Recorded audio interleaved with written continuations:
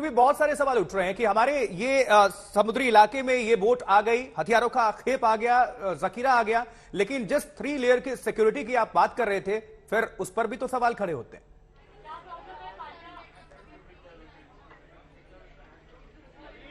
मुनीश पांडे, आवाज नहीं आ रहा है।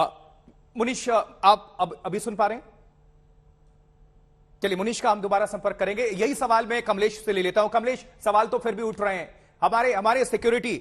चलिए मुनीश, अभी हमें सुन पा रहे हैं। मुनीश, अपने आप में प्रश्न ये है, गंभीर सवाल ये है कि जिस सिक्योरिटी लेयर्स की आप बात कर रहे थे कि 3 लेयर्स की सिक्योरिटी होती है, कोस्टल गार्ड, नेवल की सबकी बात कर लें, और जो लोकल पुलिस, उनकी मॉनिटरिंग होती है, निगरानी होती है, बावजूद ये बोट आ जाती है और स्थानीय लोग बताते हैं वो सिक्योरिटी और वो जो बोट्स लिए गए थे वो फिर उनका क्या?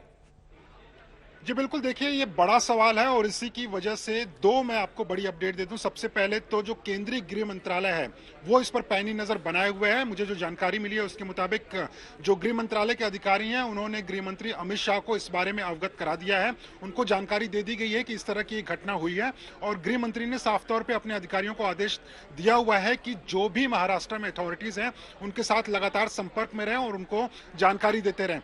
दूसरी, एनआईए की टीम का जाना अपने आप में एक बड़ा एक डिसीजन है, क्योंकि देखिए इसके पहले एटीएस खुद जा रही है जो कि महाराष्ट्र की एंटी टेररिज्म स्क्वाड है, यानी कि आतंकवादी घटनाओं को देखने वाली एजेंसी। लेकिन एनआईए के 3 सदस्यीय टीम का जाना, इसका मतलब यह है कि केंद्र की तरफ से साफ उनको डायरेक्शन दिए गए हैं कि अगर किसी भी तरीके की आतंकवादी घटना की साजिश थी तो उसको लेकर वो जांच आगे बढ़ाएं। क्या किसी का हाथ था, आतंकी संगठन का हाथ था, किसी देश का हाथ था, उसको लेकर वो अपनी इन्वेस्टिगेशन को आगे बढ़ाएं।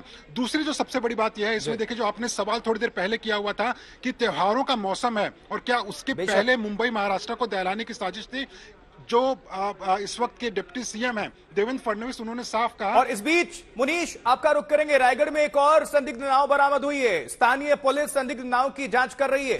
ये पहली जो बोट मिली थी उसमें तो हथियारों का खेप जखीरा बरामद हुआ था जिसमें 3 AK-47 था, और लेकिन एक और बोट बरामद हुई है, एक और नाव बरामद हुई है, लेकिन इससे हथियार बरामद नहीं हुए हैं। इसकी जांच की जा रही है क्योंकि 2 नाव देखिए अब सामने आ गए, एक में हथियारों का खेप और दूसरे में हथियार नहीं, लेकिन वो बोट मिली है जो संदिग्ध बताई जा रही है, उसकी भी जांच चल रही है। कमलेश, और क्या अपडेट है इससे जुड़े हुए?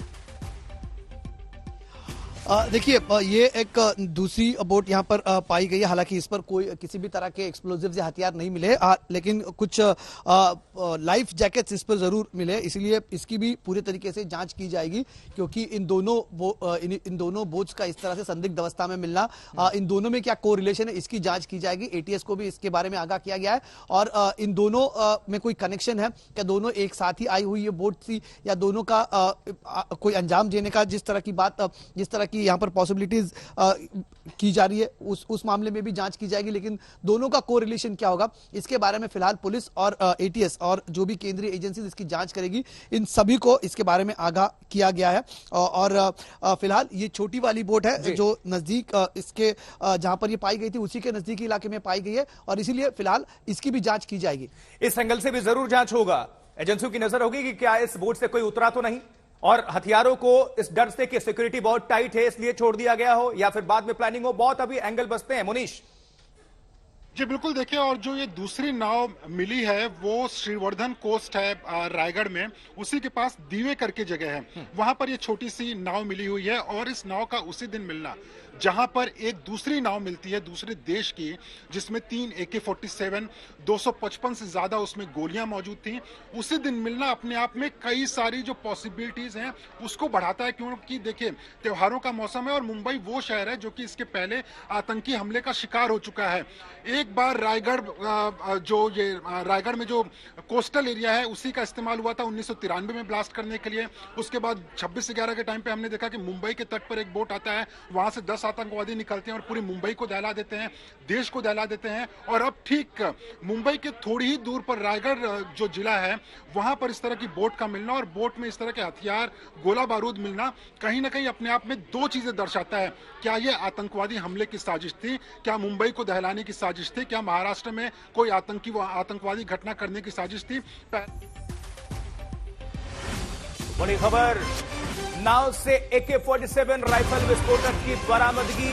पहली नाव से, जिसमें 3 AK-47 मिला और साथ ही एटीएस प्रमुख का यह कहना कि आतंकी घटना से इनकार नहीं कर सकते। और तीसरी बड़ी बात, एनआईए की टीम की रवानगी रायगढ़ के लिए अपने आप में बहुत कुछ कह रही है, लेकिन हर कड़ी को जोड़ा जा रहा है और हर एंगल से जांच लगातार चल रही है। जो तस्वीर देख रहे हैं यही वो बोट है जिससे 3 AK-47 बरामद हुए हैं और साथ ही 250 से ज्यादा जिंदा कारतूस जो बॉक्सेस में है, नीले जो बॉक्स आप देख पा रहे थे उसके अंदर हैं। ये बहुत कुछ कहानी कह रहे हैं, लेकिन अभी जांच हर एंगल से चल रही है कि क्या किसी देश की जो नाव है वो तो नहीं आ गई है ड्रिफ्ट होकर। इस एंगल से भी जांच की जा रही है और जिस तरह से कमलेश बता रहे थे, हमारे सहयोगी लगातार जुड़े हुए हैं, उस पहलू को भी खंगाला जा रहा है कि एक बार हम फिर से समझने की कोशिश करते हैं।